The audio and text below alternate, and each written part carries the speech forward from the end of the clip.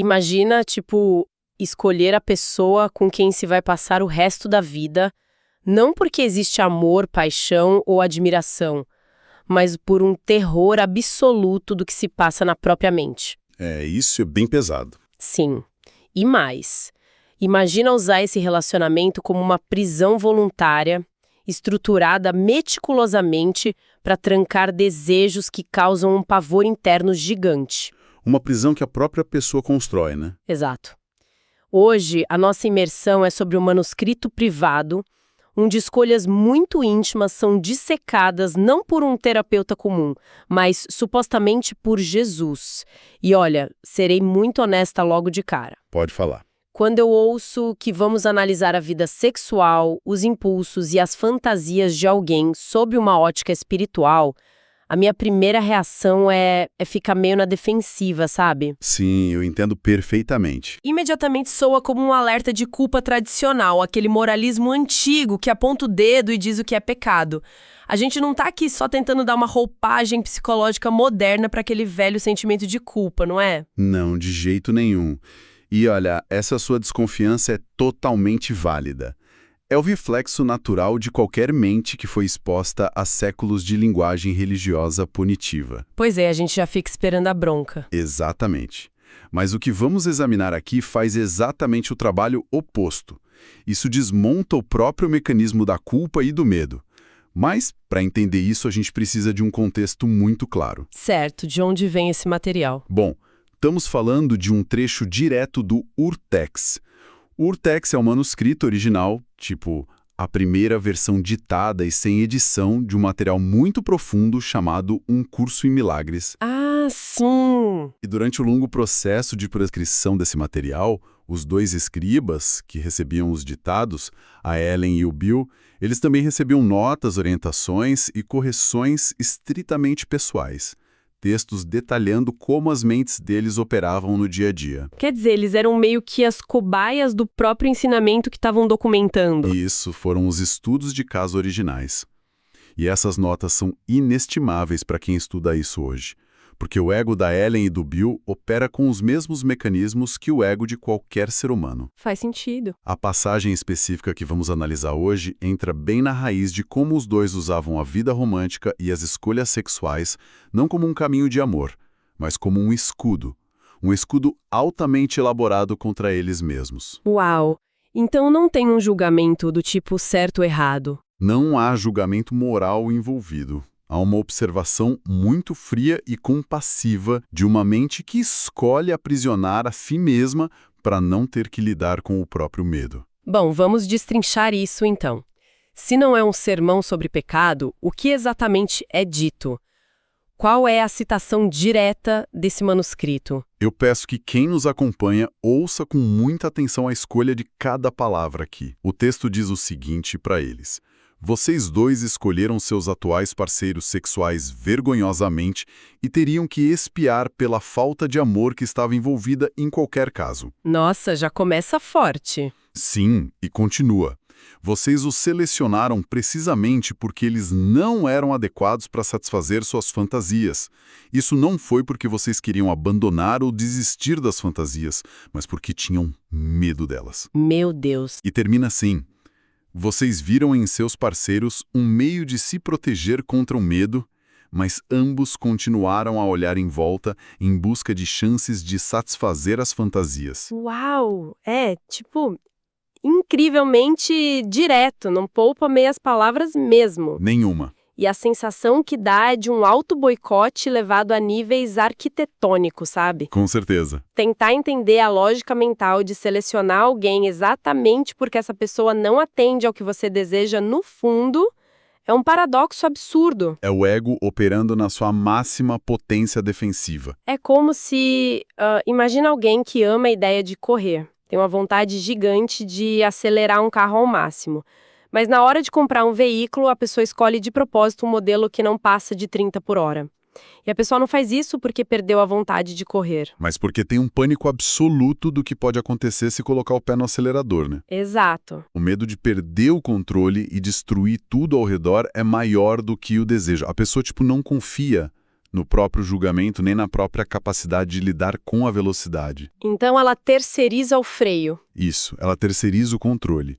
Ela usa a limitação mecânica do carro para se frear no mundo físico, simplesmente porque não consegue se frear na própria mente. Perfeito. Em vez de curar o conflito interno, a pessoa contrata um carcereiro em forma de automóvel. Ou, no caso do texto, em forma de parceiro romântico. Sim, o parceiro vira a limitação do carro. E, olha, essa terceirização é um movimento clássico do que o material chama de ego. O ego adora criar estruturas gigantescas no mundo externo para gerenciar conflitos internos. Ele não quer resolver o conflito na raiz. Porque se resolver na raiz, A resolução significa a dissolução do próprio ego. Então ele cria essas barreiras de contenção no mundo real. E é essencial, pegando carona nessa sua analogia do carro, que a gente comece a limpar o vocabulário dessa passagem. como assim limpar o vocabulário? Se a gente lê "escolheram vergonhosamente" com a lente da nossa cultura tradicional, a gente cai naquela armadilha que você mencionou no início da imersão. Ah, sim. E aí que eu volto ao meu incômodo inicial. Porque pensa bem, se alguém olha pra mim e diz, você escolheu seu parceiro vergonhosamente, eu me encolho na hora, fico super assustada. Qualquer um ficaria. O instinto é se justificar. Total. E logo em seguida, o texto fala que eles teriam que expiar pela falta de amor. Mais uma vez, tipo, expiar no nosso vocabulário comum é a mesma coisa que pagar uma penitência, vestir uma roupa de saco e sofrer em praça pública. Exato. Como convencer quem está ouvindo de que isso não é uma condenação disfarçada? Aí é que tá. A gente precisa desvincular essas palavras do dicionário da punição e trazê-las para a lógica pura de causa e efeito da mente. Certo. Quando a fonte diz "escolheram vergonhosamente", não significa de jeito nenhum "vocês são pessoas ruins, imorais ou sujas". Tá, e significa o quê? Significa pura e simplesmente que a escolha foi feita a partir de um lugar de vergonha oculta, de escassez. Foi baseada em defesa e medo. A escolha não nasceu de um estado de amor. Ah, entendi. Foi uma decisão ditada pelo instinto de sobrevivência psicológica. Isso. Não foi por uma vontade real e amorosa de compartilhar a vida com aquele ser humano em específico. Acaba sendo uma escolha utilitária, né? O parceiro virou uma ferramenta. Exatamente. Uma ferramenta para conter uma angústia. E quanto a espiar? Bom, esse é talvez o conceito mais mal compreendido da história do pensamento espiritual. Eu imagino. A palavra por si só já dá medo. Dá. Mas espiar não é sofrer um castigo ou pagar uma dívida pesada. No contexto desse manuscrito, espiar é única e exclusivamente o ato de desfazer um erro mental. Desfazer um erro. Sim, a falta de amor não é um crime cósmico contra Deus que exige uma punição terrível. É só um erro de cálculo, uma falha na forma de perceber a realidade. Agir pelo ego é a falta de amor. Entendi. E a cura, a expiação, é simplesmente você reconhecer que cometeu um equívoco ao escolher pelo medo e entregar esse equívoco para a luz da mente corrigi-lo. Nossa, isso simplifica as coisas de uma forma até assustadora, sabe? Não é? Se a gente for trazer para uma analogia mais do dia a dia, não tem nada a ver com ir para a fogueira, o que você está descrevendo é quase como devolver um produto com defeito na loja. Perfeito. É bem isso. A pessoa percebe que comprou uma decisão baseada no medo, constata que aquilo não está servindo, vai até o balcão da própria mente e diz: olha, eu cometi um erro na hora de adquirir isso aqui, quero devolver para o fabricante. Simples assim, sem drama. Sem drama nenhum e sem autopiedade. É tipo uma transação de limpeza mental. O erro deixa de ser um peso eterno e passa a ser só um equívoco que necessita de correção. Só um ajuste de rota. A cura sempre passa pelo ato de reconhecer o equívoco de forma neutra primeiro e depois levá-lo à verdadeira percepção. Mas para isso, a gente precisa entender a fundo como a mente montou esse produto defeituoso. Sim, a parte em que eles selecionaram o parceiro para não satisfazer a fantasia. Isso. A passagem diz: vocês o selecionaram precisamente porque eles não eram adequados para satisfazer suas fantasias. Como é que isso opera na prática? Pois é, era exatamente aí que eu queria chegar. Porque, tipo, a lógica superficial ditaria que, se eu tenho uma fantasia, eu vou tentar cumprir ela ou buscar pessoas compatíveis. É o que se espera. Se alguém tem uma fantasia de viver um relacionamento cheio de aventuras radicais, Por que o medo faria essa pessoa se casar com alguém que, sei lá, se recusa a sair de casa no fim de semana? É a arquitetura sombria da mente baseada no medo.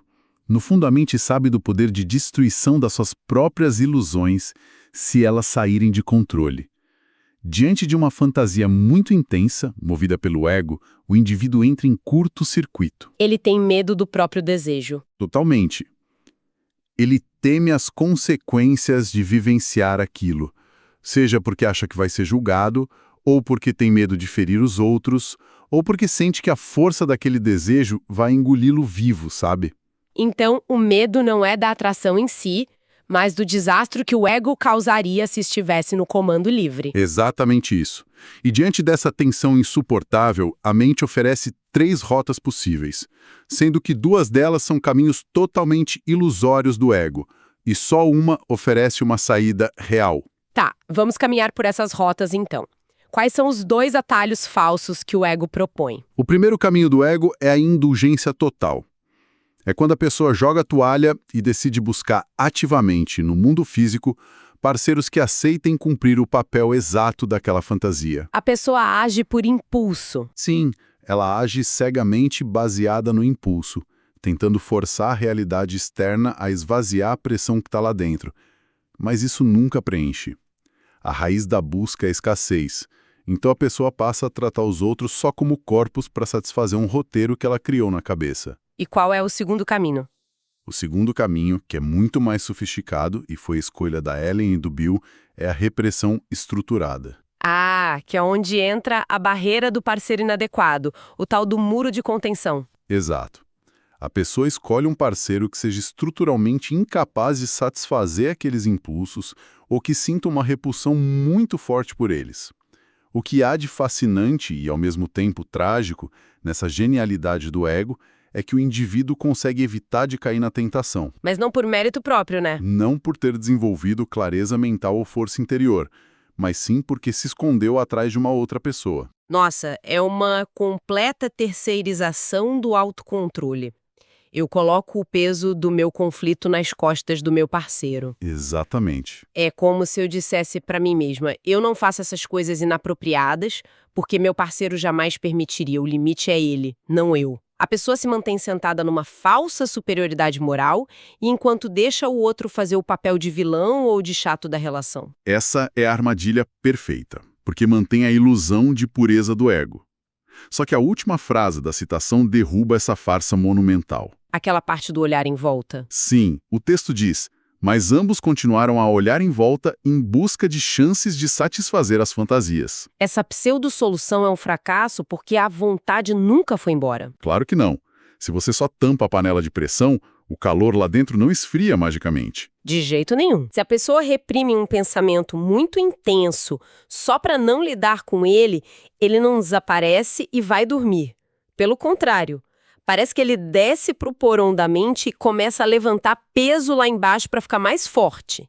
Essa imagem de fazer musculação no porão resume perfeitamente o processo. E aí a pessoa tem que gastar o dobro de energia mental para manter a porta do porão fechada, né? Muito mais energia. O pensamento reprimido se torna um dreno massivo de energia vital. Ele distorce a percepção da pessoa e gera uma exaustão oculta e contínua. E essa constatação nos arrasta para uma reflexão ainda mais profunda. Vamos lá. Porque, até agora, a gente está falando sobre fantasias e desejos de uma maneira genérica. Se reprimir a fantasia gera uma panela de pressão e agir por indulgência é só usar o outro e causar caos. O que sobra? É a grande pergunta. O que é, na sua essência, inegociável? Esse impulso que a gente está lutando com unhas e dentes para realizar ou para esconder. Bom, se estamos lidando com atração, com tensão física, a tendência é dizer que é pura biologia, né? Química, reprodução, instinto animal, o impulso sexual puro e simples. É o que a maioria diria, mas o texto não para na superfície do corpo. Eu imagino que não. O material vai a um nível causal que precede a biologia. O texto ensina que, originalmente, na sua gênese primária, todo impulso é o que Jesus chama de impulso de milagre. Peraí, impulso de milagre? Epa, calma. Eu sei, É surpreendente. Confesso que esse é um salto conceitual difícil de absorver tão rápido. A gente está falando de desejos sexuais, de tensões intensas, às vezes de inclinações obscuras ou focadas em dominação, e a origem disso tudo é um milagre. É preciso separar radicalmente a energia original da forma final que ela assume. Um impulso de milagre é a inclinação natural, pura e inata da nossa essência para expressar amor e buscar conexão. Amor e conexão. Sim, é a vida querendo se estender, querendo compartilhar e encontrar união verdadeira com outro ser. Na sua origem, a intenção primária da energia é totalmente sagrada, amorosa e inocente. Tá, mas então a gente tem um problema seríssimo de trajeto aqui, sabe? Com certeza. Se a origem é um desejo inocente de amar e conectar, como é que esse amor puríssimo vira no mundo prático uma tensão sexual cheia de culpa ou uma fantasia obscura de poder? É aí que entra a distorção. Qual é a anatomia dessa mutação, dessa doença no processo? Como o milagre vira medo? Imagina que a mente tem várias camadas. O impulso de milagre nasce lá na camada mais profunda, absolutamente cristalino. Ele começa a se mover para a superfície com o propósito de se comunicar com o mundo. Mas, no caminho, ele encontra o que o texto descreve como uma cobertura densa de distorções egóicas. E o que seria essa cobertura densa? Essa cobertura não é nada além do sistema de crenças do indivíduo. É uma camada espessa, formada por todos os medos de rejeição que a pessoa tem, suas noções de escassez, a ideia de que o corpo é tudo o que existe. Traumas. Sim, traumas antigos e a necessidade constante de se proteger e de controlar as situações. Quando o impulso original, que é puro amor, atinge essa malha extremamente fechada de medo... Deixa eu ver se eu consigo visualizar isso, tipo, de forma prática. É como se, imagina uma água super pura e cristalina nascendo lá no alto de uma montanha. Perfeito. Ela desce para hidratar a terra. Só que no meio do trajeto, construíram um cano gigante, um filtro que está abarrotado de terra, ferrugem, material tóxico. A água não tem por onde passar, a não ser por dentro dessa sujeira toda. Exatamente isso.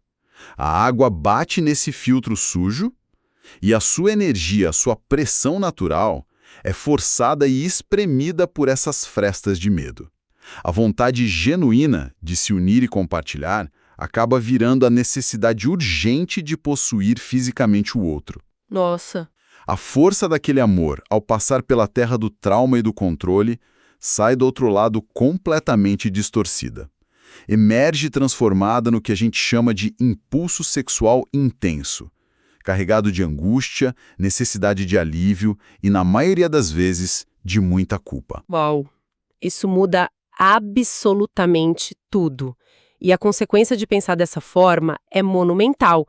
Quer dizer que toda aquela tensão nervosa, aquele desejo sexual que gera conflito ou vergonha interna na vida de qualquer pessoa, é na realidade um estoque imenso de amor. É exatamente isso.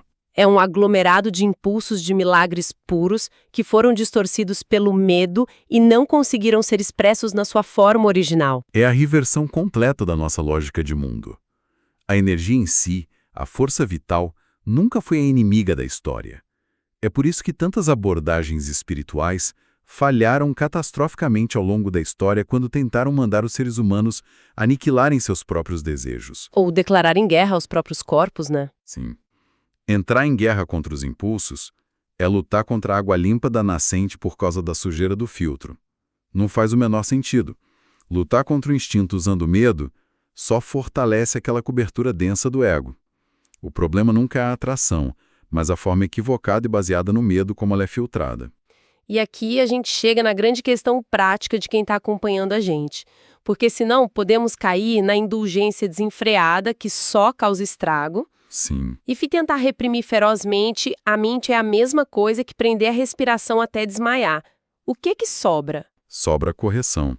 Mas se alguém que nos escuta amanhã estiver preso no trânsito, vivendo um dia comum, e de repente for assaltada por uma vontade ou fantasia inapropriada, que gera um baita desconforto, como é que se limpa esse filtro no calor do momento?